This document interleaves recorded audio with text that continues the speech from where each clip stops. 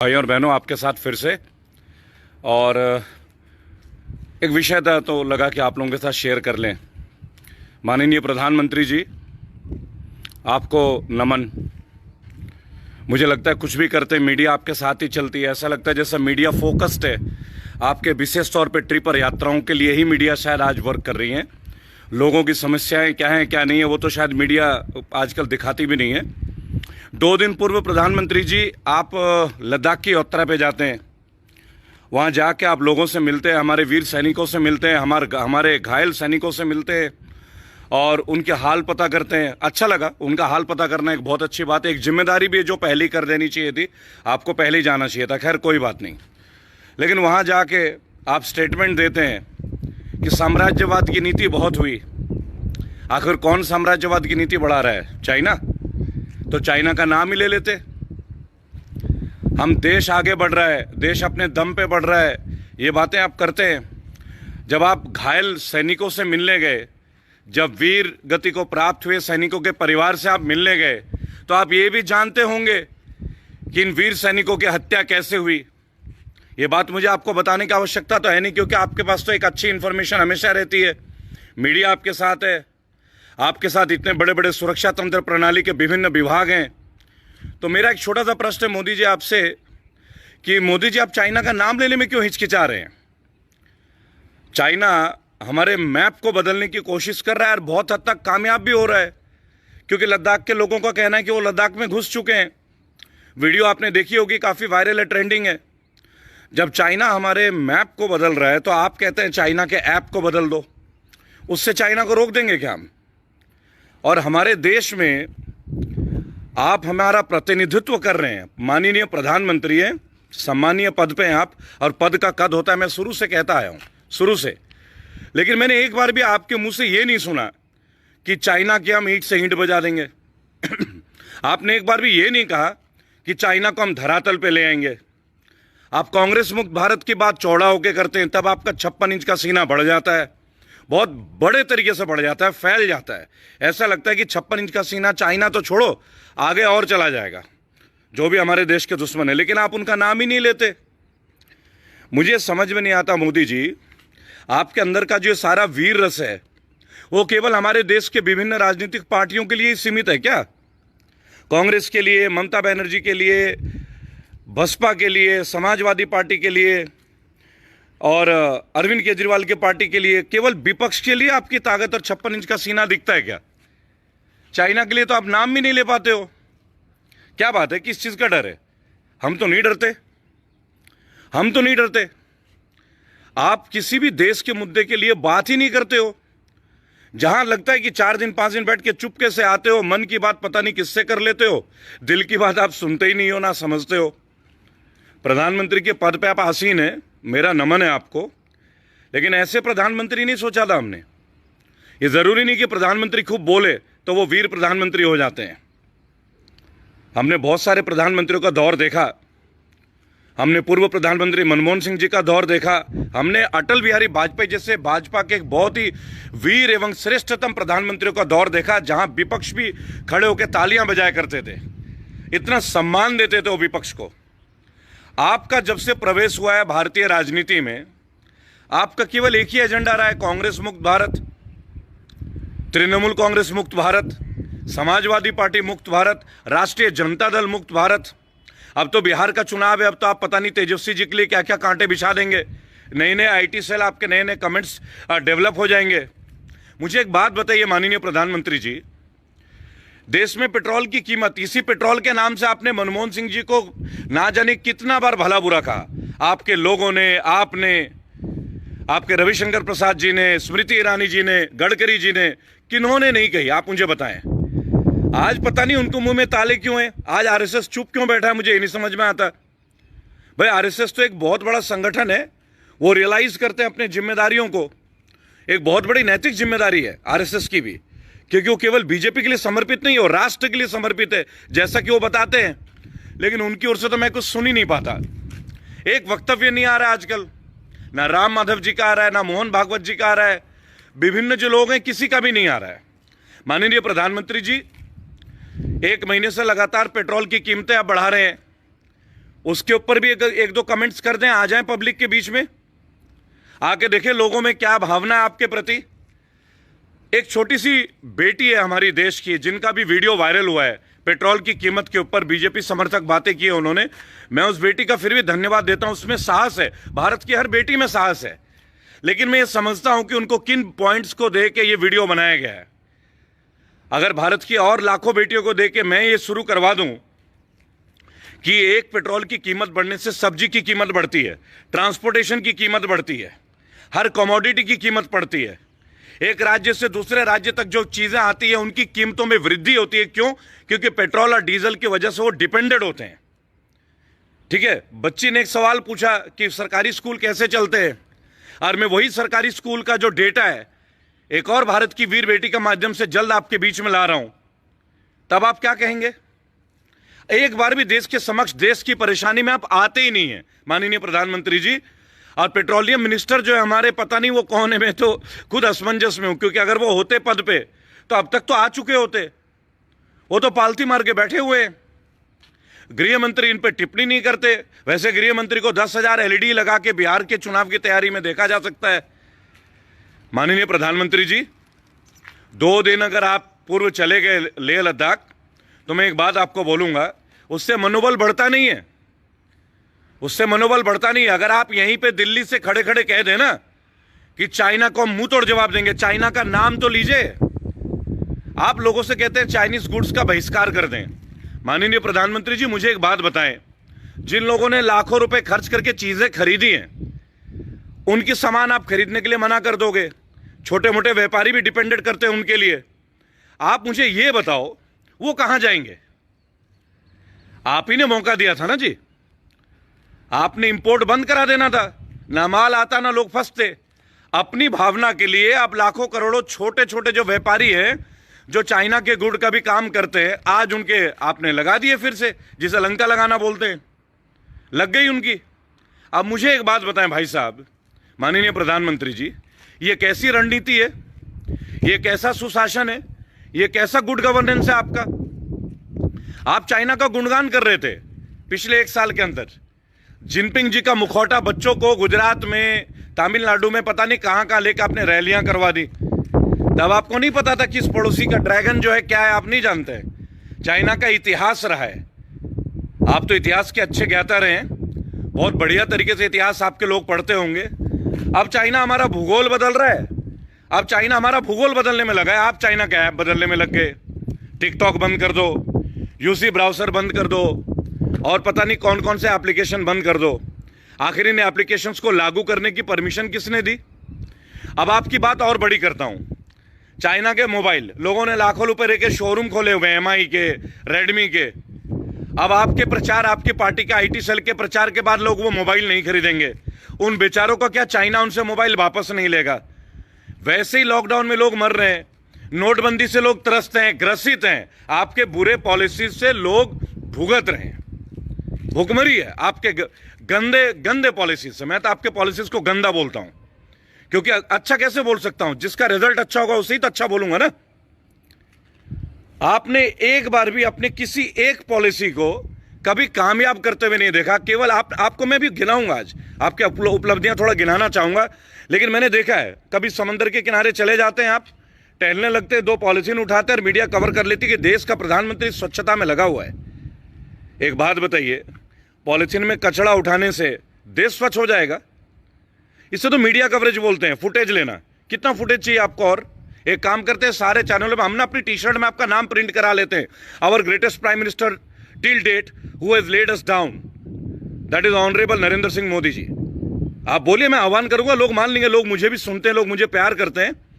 और देखिए, मैं तो किसी पार्टी के खिलाफ नहीं हूं, आपकी भी पार्टी के खिलाफ नहीं हूं, आपकी बुरी नीतियों के खिलाफ हूं, क्योंकि आपकी जो नीतियां है ना, वो लोगों को तोड़ रही हैं। चाइना से आप क्या लड़ेंगे? आपकी पार्टी के नीति की वजह से लोग आपस में लड़ पड़े, कितने दिन से लड़ रहे हैं। आपके IT सेल का जो काम है वो यही तो है।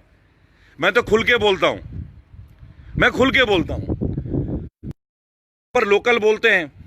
आपने कभी आदर्श सोसाइटी का नाम नहीं सुना क्या? आदर्श क्रेडिट एंड कोऑपरेटिव सोसाइटी, क्या वो लोकल नहीं थी संस्था? विदेशी तो नहीं थी ना? लगातार 1 साल से आपने उनके नाक में दम कर दिया है आदर्श वालों का। ना कोई समाधान करते हैं, पीएमसी वालों का कोई समाधान करते नहीं यार। बात करते हैं वोकल फॉर लोकल, अरे लोकल कंपनीज ही तो हैं। आदर्श क्रेडिट कोऑपरेटिव सोसाइटी ये लोकल नहीं है क्या?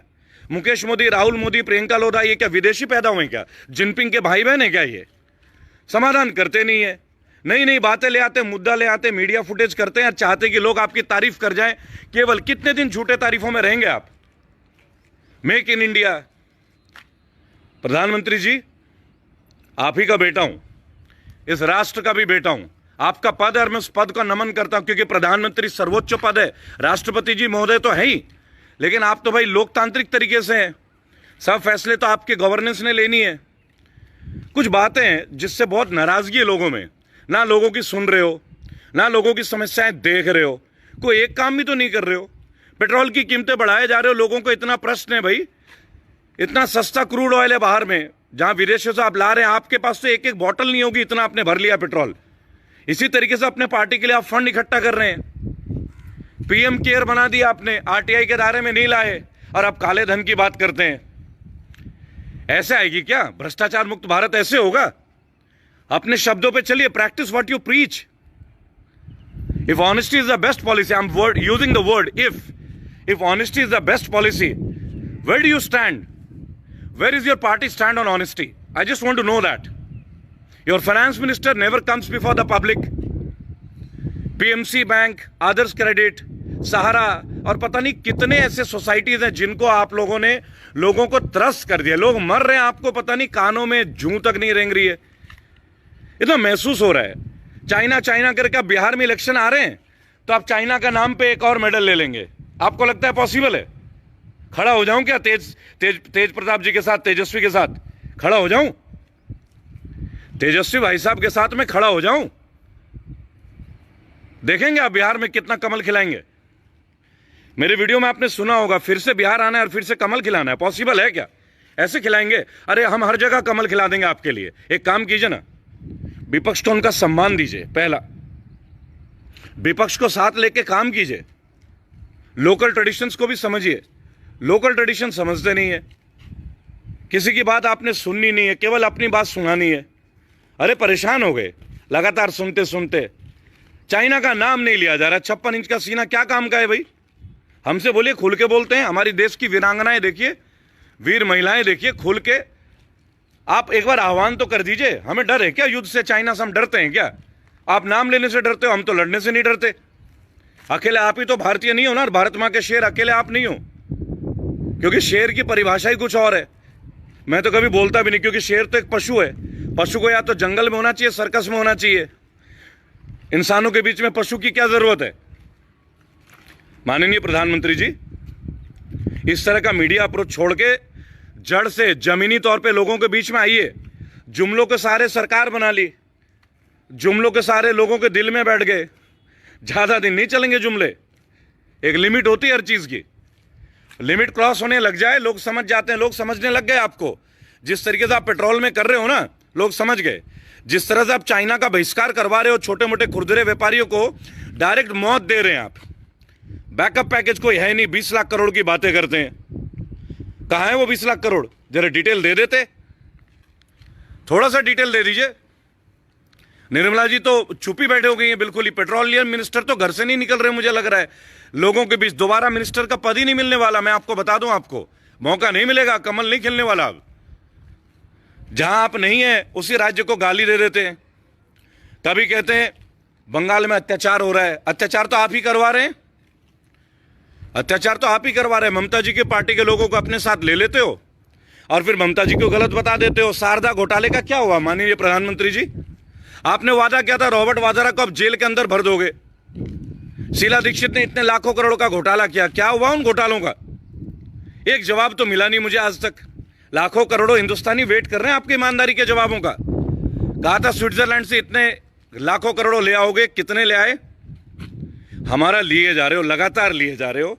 चाइना नहीं संभाल पा रहे हो, अपने पड़ोसी नहीं संभाल पा रहे हो, नेपाल नहीं संभाल पा रहे हो, खाली पाकिस्तान के ऊपर बातें डाल देते हो। और कई बार तो मुझे ये लगता है माननीय प्रधानमंत्री जी, आपके पार्टी के लोगों का जिस तरीके से व्यवहार है ना, कि वो मुसलमानों को पाकिस्तानी समझते हैं क्या? भारतीय मुसलमानों को थोड़ा सा अपना मानसिक विस्तार कीजिए, अपनी टीम का, अपने पार्टी का मानसिक विस्तार कीजिए माननीय प्रधानमंत्री जी। क्या भारतीय मुसलमान होना गुनाह है क्या? ये जो देश में नफरत का माहौल चल रहा है, कोरोना संभाल नहीं पा रहे हो, कोरोना का करेक्ट रिपोर्ट कभी दे नहीं रहे हो, कितने डेथ्स हुए लोगों को बताते नहीं हो, हॉस्पिटल्स का बुरा हाल है, खाना लोगों को मिलता नहीं है। दर्जनों एग्जाम्पल दे दूंगा आपको, दिल्ली, उत्तर प्रदेश, हर जगह का दे दूंगा जहां आपके शासित प्रदेश है ना, उत्तर प्रदेश। अभी देखिए परसों कानपुर में 8 पुलिस वाले शहीद हो जाते हैं। आपके वहां के पुलिस के बड़े अधिकारी जो हेलमेट पहन के मीटिंग करते हैं, एक बार उस हेलमेट को देख लीजिएगा, बुलेट प्रूफ जैकेट के साथ ऐसे हेलमेट, आप सोचिएगा, ऐसा लग रहा है जैसे क्रिकेट टीम का बैट पहन के आ गए। गौर कीजिएगा माननीय प्रधानमंत्री जी, भारत आपको देख रहा है ना। आपके एक शिष्य अर्नब गोस्वामी भारत पूछ रहा है, आज तक हिम्मत नहीं हुई भारत अर्नब गोस्वामी जी को एक बार मुझे बुलाने की। एक बार बुला के तो देख लें, मैं उन्हें ये सिखा दूंगा कि भारत कैसे पूछता है, मैं उन्हें ये बता दूंगा कि एक भारतीय के मन के प्रश्न क्या होते हैं, और मैं उन्हें ये जता दूंगा कि एक भारतीय के विचार कैसे होते हैं, एक भारतीय की ताकत क्या होती है, एक भारतीय की सहनशीलता कैसी होती है, एक भारतीय का धैर्य कितने बड़े लेवल का होता है, ये मैं बताऊंगा आपको। हर जगह केवल छोटी छोटी फुहड़ बातें, आपकी पार्टी के आईटी टीम के मैसेजेस, हम तो दुखी हो गए। एज ए प्रधानमंत्री हमने किसको सेलेक्ट कर लिया भाई? और माननीय प्रधानमंत्री जी, पहले तो नहीं मानता था, अब एक बात को दावे से कहता हूं, अगर भाजपा में इतना ही दम है ना, इतनी शक्ति है, इतनी क्षमता है, चलिए एक चैलेंज देता हूं आपको, आइए इलेक्शन बैलेट पेपर में करते हैं, ईवीएम को छोड़ते हैं, एक बार बैलेट पेपर से चुनाव करा लीजिए। जापान जैसी इतनी बड़ी देश, आज भी बैलेट पेपर में चुनाव होते हैं। आइए ना, एक बार बैलेट पेपर में चुनाव करते हैं। ईमानदार आदमी को तो घबराना नहीं चाहिए, आप तो ईमानदार व्यक्ति हैं, आपकी तो टीम ईमानदार है, क्यों नहीं चैलेंज को स्वीकार करते हैं? आप क्यों नहीं स्वीकार करते हैं? विपक्ष को खरीदने का काम होता है, कभी ज्योतिरादित्य सिंधिया को ले लेते हैं, कभी कर्नाटका में गिरा देते हैं। एक भी राजनीतिक कदम ऐसा नहीं है जो सम्मानीय हो, जो सराहनीय हो। कमाल की बात करते हैं। मैं तो ये सोच के अफसोस करता हूं, 2 बार आपको वोट कैसे दे दिया। काश कि इस पात्र परिचय मुझे पहले हो गया होता, कदाचित मैं आपको वोट ही नहीं देता, कदाचित। देखिए मेरे साथी भाइयों और बहनों जो मुझे फेसबुक में लाइव अभी देख रहे हैं, एक छोटी सी बात बोलूंगा, एक लाइक कर देना प्लीज। लाइक से पता क्या लगता है, केवल व्यू नहीं, लाइक कर दिया कीजिए। लाइक से एक फील आता है कि अगर विचार ठीक है तो ठीक है, विचार और सुधारना है तो मैं अपने अंदर भी सुधार करूंगा। एक भारतीय होने के नाते मेरी जिम्मेदारी है आप लोगों के प्रति। जब आप लोग मुझे एक मंच देते हैं, जब आप लोग लिखते हैं, जब एक पूरी समुदाय मेरे साथ उठ के आता है, भारत अपने आप में एक समुदाय है, इसके लिए हिंदू मुसलमान होना जरूरी नहीं है। मैंने भारत को एक अलग ही रूप से देखा है। आप सोचे, बंगाल का गांव, बिहार में जन्म, फिर बिहार का झारखंड हो जाना, हरियाणा आना, फिर उत्तर प्रदेश में बसना। भारत एक महान समुदाय है, भारतीय होना एक बहुत बड़ी गर्व की विषय है। लेकिन मुझे लग रहा है कि भारतीयता आज खतरे में है, और पूर्णतः सभी मानते हैं ये। हमारे घर का जो एक छोटा सा धन होता था ना, उसको भी काला धन बता दिया गया, जो औरतें जमा करती थी। प्रधानमंत्री जी, चाइना के प्रति अपना रवैया रुख थोड़ा स्पष्ट करें, बताएं हमें कि चाइना का नाम हम क्यों नहीं ले रहे हैं ऑफिशियली, किस बात का डर है? क्या आपके फंड में, क्या आपके पीएम केयर में उनका भी डोनेशन आ गया है क्या? ये मेरा प्रश्न है, मैंने अपना विचार नहीं दिया है। आपने जिन जिन लोगों के टैक्स माफ कर दिए, लोन माफ कर दिए, क्या उनमें से कुछ लोगों ने भी पीएम केयर फंड में आपको करोड़ों रुपए दिए हैं क्या? अगर नहीं दिए तो पीएम केयर को ओपन कर दीजिए, आरटीआई के दायरे में ला दीजिए। नहीं लाएंगे तो सवाल होते रहेंगे, प्रश्न पूछता रहूंगा, उंगलियां उठाते लोग उंगलियां उठाएंगे आपके ऊपर। कदाचित कोई ईमानदार व्यक्ति के ऊपर उंगली नहीं उठाता अगर वो सर्वोच्च, स्पष्ट और सबके सामने सहज आसान तरीके से आ जाए, कदाचित। लेकिन आप ऐसा करते नहीं है, आपने ऐसा होने नहीं देना है, आपने ऐसा होने नहीं देना है। फोटो खिंचवानी है, पब्लिक के बीच रहना है, कभी सामने फेस नहीं करना है। पहले भारतीयों को आते थे कांग्रेस के खिलाफ बोल के, कभी राहुल गांधी के ऊपर बोल दिए, कभी केजरीवाल के ऊपर बोल दिए। केजरीवाल जी कुछ काम करते तो काम नहीं करने देते, जहां भी किसी और की सरकार है वहां पड़ंगा डाल देते हैं। अजीब अजीब बातें, अजीब अजीब बातें। ये मोनोपोली है क्या? हिटलर मुसोलिनी का जैसा हमारे देश को एक और लीडर की जरूरत है क्या? भारतीय भाइयों और बहनों, अगर आप मुझे सुन रहे हैं, चुनाव आ रहे हैं बिहार में भी, ऐसे लोगों को हम लेके आते रहेंगे क्या जो हमारे देश को संप्रदाय धर्म के नाम पे मरवाते रहे, युद्ध करवाते रहे? अच्छी बात है क्या? हमारे लोग शहीद हो रहे हैं, चाइना बॉर्डर पे भी और कानपुर में भी। कानपुर में किनकी सरकार है? जेएनके में किनका राज चल रहा है आज की डेट में, ये कहने का प्रश्न नहीं है। क्यों नहीं अटैक कर दिया गया? छत विशत जो शव हैं, देख के किसका खून नहीं खौलता? लेकिन नहीं, बात केवल धर्म के ऊपर होगी, माइनॉरिटीज के ऊपर अत्याचार हो रहे हैं। आज की डेट में ह्यूमन राइट्स का नाम कुछ है ही नहीं। कोई कुछ बोल दे, उठा के जेल में कोई ना कोई मुकदमा लगा देना है, कोई बोले ना। और वैसे फ्रीडम ऑफ स्पीच हमारे संविधान का, संविधान की समझ आपकी पार्टी को है ही नहीं। कोई भी कुछ भी बोल देता है, कोई भी कुछ भी बोल देता है। कुलदीप सेंगर जैसे लोग, कितने प्रमाण दूं आपको? अब तो स्मृति ईरानी जी चूड़ी पहनना भी बंद कर दिए। मनमोहन जी को चूड़ी भेजती थी, 2-4 चूड़ियां आपको भी भेजनी चाहिए। आपने तो पेट्रोल को पहुंचा दिया सही ठिकाने। ये भी तब जब पेट्रोल औंधे मुंह गिरा हुआ, तब आप आसमान छुआ रहे हो देश में। मुझे लगता है आपको डर है कि अगली सरकार आपकी आएगी नहीं, तो फंड इकट्ठा कर रहे हैं क्या आप टैक्स के माध्यम से अपनी पार्टी के लिए? मेरा प्रश्न है ये, मेरा विचार नहीं है, मैं तो प्रश्न कर रहा हूं। प्रश्न का उत्तर दे दीजिए, मैं संतुष्ट हो जाऊंगा। पीएम केयर के बारे में मेरे से बात कीजिए, मैं संतुष्ट हो जाता हूं। क्रिश्चियंस के लिए आपने कितनी डेवलपमेंट की, क्या क्या पैकेज दिए, मैं बात कर लेता हूं। ब्राह्मणों के लिए आपने कितना कुछ काम किया, बता दें, कर लेते भाई। हम तो जनरल में आते हैं। मैं आरक्षण विरोधी नहीं हूं, पहले मैं एक बात बता दूं, मैं आरक्षण विरोधी नहीं हूं। लेकिन मैं ये भी कहना चाहूंगा, जो जनरल के लोग हैं, जैसे मैं खुद एक ब्राह्मण हूं, उनके बारे में भी विचार होना चाहिए। उनको भी आरक्षण के एक लेवल देना चाहिए। नहीं देंगे तो नाइंसाफी है, क्योंकि ब्राह्मण के बच्चे भी पढ़ते हैं, जनरल कैटेगरी के बच्चे भी पढ़ते हैं। उनका स्कोरिंग एक हाई लेवल पे होता है, उसके बावजूद उन्हें सिलेक्शन नहीं मिलती तो कष्ट होता है, माँ बाप के सपने टूटते हैं।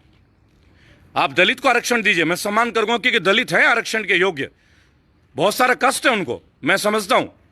लेकिन मैं किसी और के आरक्षण के विरुद्ध नहीं हूं, कदाचित नहीं हूं। मैं किसी धर्म के विरुद्ध नहीं हूं। मेरा हिंदुत्व मेरे अपनी जगह है और मैं उसके ऊपर गर्वित महसूस करता हूं। लेकिन मुझे किसी मुसलमान भाई, किसी क्रिश्चियन भाई, किसी सिख भाई से समस्या नहीं है। ये मेरी विचारधारा नहीं है, पहली बात। और देखिए, मैंने पहले भी आप लोगों से एक बात बोला है, माननीय प्रधानमंत्री जी, चाइना तरक्की इसलिए करता है कि चाइना डेवलपमेंट को स्वीकारती है। चाइना के नेता अगर भ्रष्टाचार करते हैं ना, चाइना के नेताओं को जाके देखो किस पे कितने करोड़ रुपए हैं। आपके तो जितने पार्टी, आपने कहा था परिवारवाद नहीं चलना चाहिए, माननीय प्रधानमंत्री जी, आपकी पार्टी का लिस्ट अगले फेसबुक लाइव पे दूंगा। कितने एमएलए एमपी हैं, कितने मंत्री हैं, जिनके बच्चे बेटी दामाद कौन कौन मंत्रालय पे, वो भी बता दूंगा। पैमाना बदल दिया आपने अपने पार्टी के लिए। भ्रष्टाचारी बता के उन्हीं लोगों को अपने पार्टी में लेके भगवा रंग चढ़ा देते हो और उनको शुद्ध कर देते हो। चाइना के लिए हमें जवाब चाहिए। और एक बात माननीय प्रधानमंत्री जी, सुशांत सिंह राजपूत मेरे राज्य से, ये मौत नहीं थी, हत्या थी, क्योंकि दबाव में किया गया मौत भी हत्या होता है। एक टिप्पणी नहीं है आपका, सीबीआई इंक्वायरी करा दीजिए। करण जौहर जैसे लोगों को हम झेल रहे हैं, कहां है आपका सूचना मंत्रालय? कुछ गौर ही नहीं कर रहे। एक युवा अपने दम पे जो आया, बगैर कोई फिल्मी माँ बाप के, आज वो मरने पे विवश हो जा रहा है। आप ये उसकी हत्या है, ये सुशांत सिंह राजपूत की हत्या है, अकाल मृत्यु है ये, अकाल मृत्यु। आप चुप बैठे हैं। कहां है आपके सेलिब्रिटी टीम? सनी देओल जी, जिनका 2.5 किलो का हाथ है। क्यों भाई सनी देओल भाई साहब, आपका एक साथी, यंग साथी मर जाता है, बोला नहीं जा रहा है आपसे। क्या कष्ट है भाई? फिल्मी जगत से आके सीधे एमपी बन जाते हैं आप। इसीलिए आए थे क्या भाजपा में? इसलिए चुन के आए थे? भाइयों और बहनों, थोड़ा पहचानिए इन लोगों को। आगे के जो चुनाव है, तेजस्वी जी, इस वीडियो के माध्यम से अब फिर से मैं आग्रह करूंगा, बिहार एक बदलते हुई तस्वीर का परिचायक होगा। मैं तैयार हूं बिहार के लिए। मेरे भाई, आप अकेले युद्ध कर रहे हैं, तेजस्वी जी, युद्ध कर रहे हैं आप। मैं ऑफिशियली इस बात को डिक्लेयर कर रहा हूं, आप युद्ध कर रहे हैं। इस युद्ध में मैं आपके साथ हूं, आऊंगा मैं आपके लिए, और अकेला नहीं आऊंगा। आपके आशीर्वाद से, आप लोगों की दुआओं से बहुत सारे मेरे फॉलोअर्स हैं, मेरे भाई हैं, बंधु हैं, मेरे चाहने वाले, जो वक्त देने के लिए तैयार है मेरे साथ। डॉक्टर कफील जो आज जेल में, इनके लिए भी लड़ूंगा। जल्द इनके परिवार से संपर्क साध रहा हूं, लड़ूंगा। जितना मेरा सामर्थ्य मैं कर रहा हूं, जहां जहां जाना है जा रहा हूं। कोर्ट भी जा रहा हूं लोगों के लिए, कोर्ट भी जा रहा हूं। ऐसा नहीं है कि केवल सीमित इस वीडियो तक, फिजिकली पिछले 2 महीना आराम से नहीं बैठा हूं। उन लोगों से पूछिए जिन लोगों से लगातार मिल रहा हूं, जहां जहां सफर कर रहा हूं, ना कोरोना का फिक्र करता हूं, बस ईश्वर में यकीन करता हूं। आप लोगों की दुआएं हैं मेरे साथ। जब मेरे को लोग कॉल करते हैं, चर्च के पादरी कॉल करते हैं और बोलते हैं my son we are with you, we are praying for you, यहां से, यूएसए से, कनाडा से, भारत के विभिन्न प्रांतों से, तो लगता है कि हाँ भाई लोगों का आशीर्वाद प्राप्त है। इस तरह लोगों की आवाज को दबने नहीं दूंगा। भाई तेजस्वी यादव जी, आप युवा हैं, देश आपके ऊपर बहुत उम्मीद रखता है।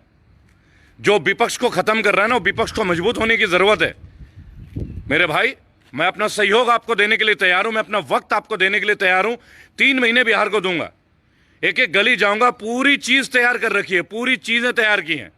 जहां भी इलेक्शन होंगे ना, इनकी काया पलट कर दूंगा। इंतजार कर रहा हूं। कुछ लोगों से बात हुई आपके माध्यम से, जो लोग हैं, आपका इंतजार कर रहा हूं। अभी कृपया इस बात को गौर कीजिएगा। वॉलंटियर्स तैयार हैं and we are educated people. Tejashwi ji, we are educated people, we know how to fight against the BJP IT team. इनके आईटी टीम से कैसे फाइट करना है, नहीं हमें आता है।